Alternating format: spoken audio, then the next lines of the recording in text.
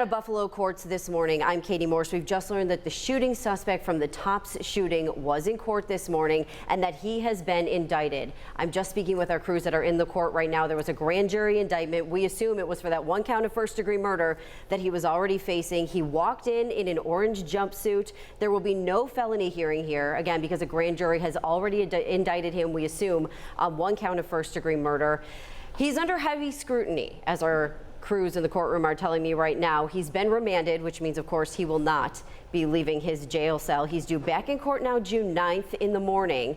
And a family member, I'm told, as he was being walked back out of the courtroom, yelled "coward" as he was walking out. Again, this is the shooting suspect in that Tops shooting, of course, who killed 10 people, left another 3 injured on Saturday, indicted on that one count of first-degree murder. At least there may be more counts. We do know more charges were pending in this case. We do have a legal expert here with us this morning. You're looking right now at this at this new video. Check it. You can see this right now. Here he is in that orange jumpsuit. This is a shooter. We are choosing here at 7 News not to say his name, not to give him that naming right. We are not doing that. We've decided that we are going to go ahead and just continue to refer to him as the shooter. I do have a legal expert here with me this morning because we want to really break down what happened. So we know right now that he's charged with one count of first-degree murder. He's been indicted on that one count of first-degree murder. Again, you're looking at this video from just moments ago. This court proceeding. I have our legal analyst, Florina Altshiler, here with me, so you're going to hear her voice right now as well. Florina, break down what this means. What happened this morning in the courtroom? What does it mean that we know that he's been indicted and now remanded? So he's going to be sitting in jail without the possibility of paying any amount of bail to be released, and the case is going to continue forward. When he returns, there's going to be discovery exchanged. So whatever evidence the government has against him, they're going to be sharing it with the defense. The defense is going to have an opportunity to review it. They're probably going to get experts, possibly explore whatever his mental state was, and the case is going to keep moving forward toward a trial date. Now we know his next court date will now be June 9th. We've just learned that. What will we expect to see at that next court date? What comes next from this? So at the June 9th court date, they're going to either announce that they're ready for trial, which is unlikely, or they're going to say that they need however much more time. Potentially there's going to be motions. There's going to be motions to either suppress evidence, whatever searches, whatever statements were made. But frankly, in a case like this, where he posted live streamed video of himself doing this, there's really nothing to suppress, and I don't see what the defense could possibly do to defend this case. So we know he's been indicted on at least one count of first-degree murder, but we are expecting to hear more counts in this case. Potentially, they could do a count per victim. We know that there are 10 people who were killed. We know that there are others who were injured. They could do one count for each of those. But frankly, life in jail without the possibility of parole is the potential sentence for just the one count. You don't need more counts than that. What you do need is the death penalty, and that would require federal charges. So let's talk about that, because we could be seeing 2 court cases run concurrently here. We could have a local case, and then we could also see federal charges filed, which we haven't heard have been filed yet. Absolutely correct. So the federal charges would be as an act of terrorism, would be as a hate crime, and that's what would bring the federal statute in, appropriately so. If the federal government files those charges, what the federal government can do, which the state cannot do, because remember, New York State does not have the death penalty, but the federal government does, they can seek the death penalty for this. Okay, I want to show you that video one more time. Again, this was only moments ago in court this morning when this shooter, this alleged shooter, was walked in this orange jumpsuit. We know he's been on suicide watch. He's been remanded to the Erie County Holding Center. Florina, is that where he'll stay right now? He will stay either in the Erie County Holding Center, or he could be moved to Alden, New York, to the Erie County Correctional Facility. Either way, what I expect is that he would be under suicide watch and he would be in isolation. Now, you and I were talking about this before. We have learned, has a number of people assigned to be defending him, a number of attorneys, because this is frankly one of the largest, if not the largest, court case that we've seen in our area.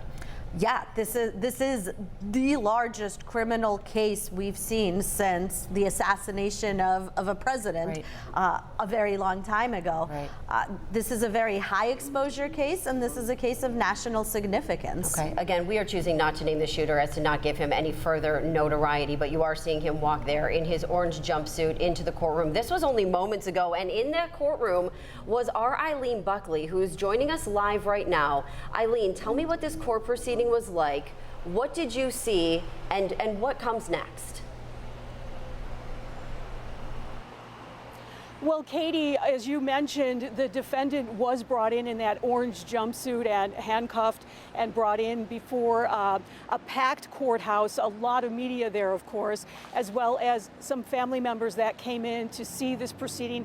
It was very short. It was a very quick proceeding before Buffalo City Court Judge Craig Hanna, who came over here from City Court to the county courts. Now, what happened in that session, again, it was very quick and brief, but the fact that for the felony hearing, there was no felony hearing held for this defendant. Instead, what they did was they did not waive it, but they said that this will now proceed to an Erie County grand jury for an indictment against this gunman who killed those 10 people in Buffalo at Tops and injured the 3 others. So for now, this will proceed to an Erie County grand jury, and we also learned that he no longer has the public defender. He has, I believe, Dan Du Bois is one of the defense attorneys that will be representing him. I also did see some of the suspect's family members in court, leaving court when I was walking out as well. We also heard one of the family members of the victims stand up as the defendant was being let out, say, "You are a coward." And I'm surprised that more people didn't say things, because this has just been so horrifying and difficult for our community. And to see this gunman in the courtroom, it's very difficult, a very difficult time for them. They're brave to come here today, I have to say that. So again, he will be continued to be held. We'll wait for this Erie County grand jury indictment. And to remind everybody, on Saturday when I was in court, the public defender had asked for a forensic exam, a mental health test of him. That has been waived. That has not taken place. That was discussed briefly again today in this very quick proceeding. They did request 3 weeks for everything to continue for the next arraignment for the suspect. That will be held in Erie County Court on June 9th at 9:30. So again, a very quick proceeding for this suspect, but very difficult, to see this and happen in our community. Katie? Eileen, absolutely. Yeah, thank you for your presence and for being there. She's been covering this case. Of course, she was there when the suspect was arraigned Saturday night. Eileen, can I ask you, did you see any family members of the suspect there that we know of? Yes, Katie, I believe I did. As I mentioned just a little while ago, I believe when I was trying to walk out of the courtroom, some young members looked like they possibly could have been his brothers from photos I've seen of what appears to be the family. It looked like that's who was walking out ahead of me out of the courtroom. All right, Eileen, thank you. Thank you for your reporting today. And Florina, I want to ask you now, we know June 9th is the next court date. What kind of timeline are we operating under? What are we waiting to hear about on June 9th, and then how do things look moving forward? So I expect he's been indicted, but that hasn't been formally published. What would happen is he needs to be arraigned on the indictment. So the charges need to be announced, read out.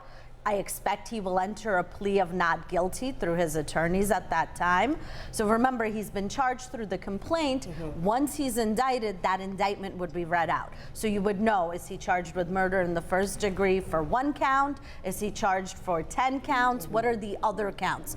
What is the full extent of the charges that a grand jury has sustained, essentially?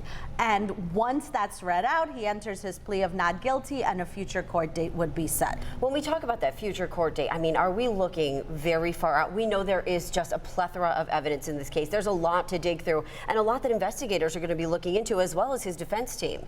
Yeah, so the government only has a certain amount of time to bring a case to trial. However, the defense can ask for as much time as they need. So you can't force a defendant to go to trial when the defendant is not ready.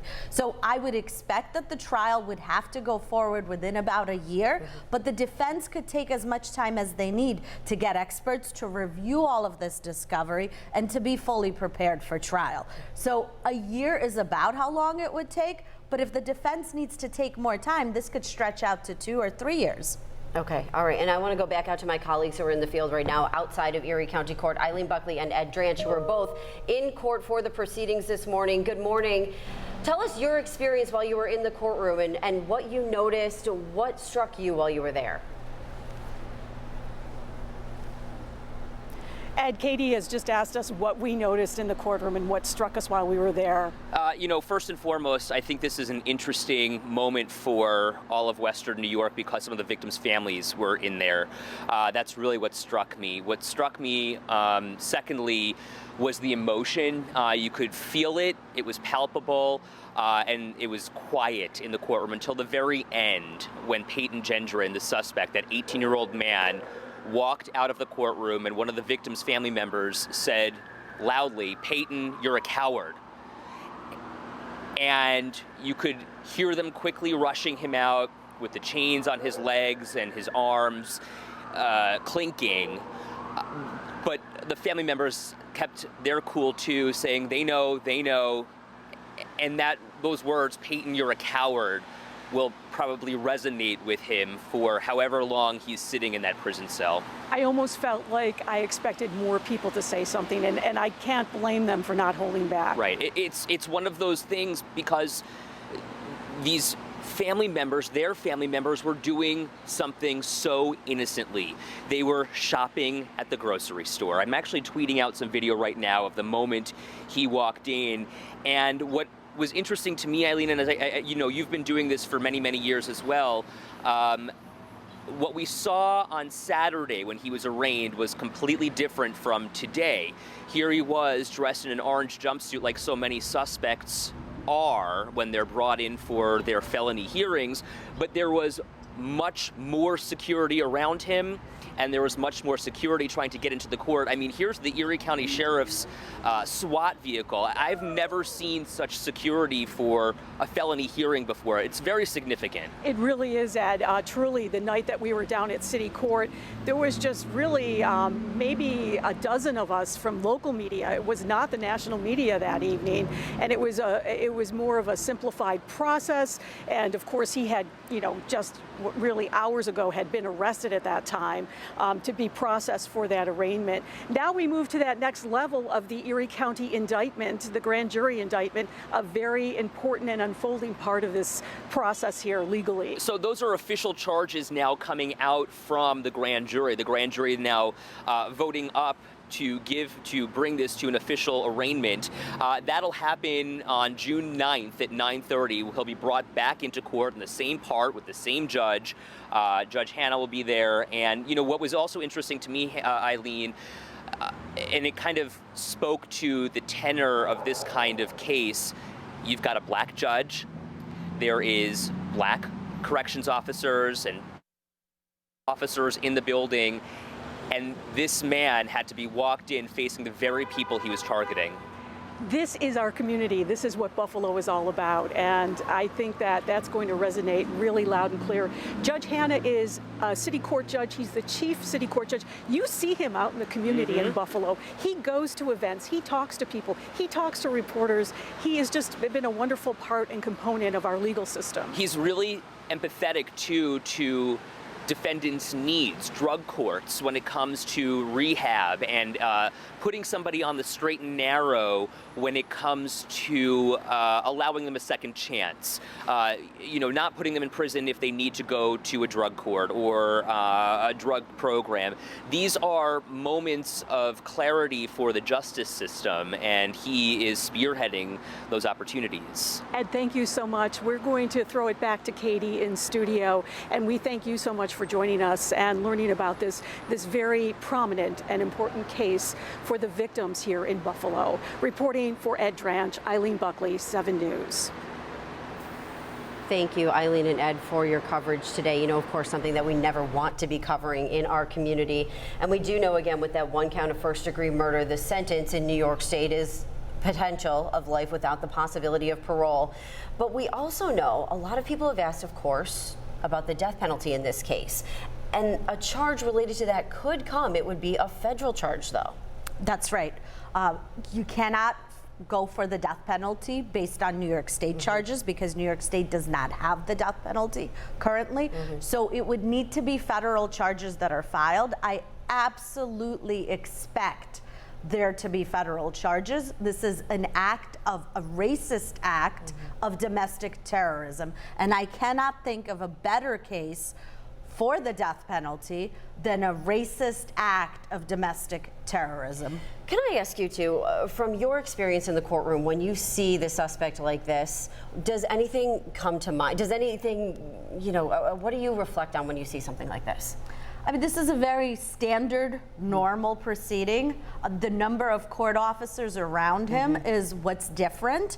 But the reason there are so many court officers around him is because this is a case of national attention, and there are a lot of people that, quite frankly, would love to see this person dead. Right. And so he's being afforded extra protection. All right. Well, thank you for being here with us and for being our legal analyst on this very difficult day, very difficult week for our city. And thank you for joining us for this.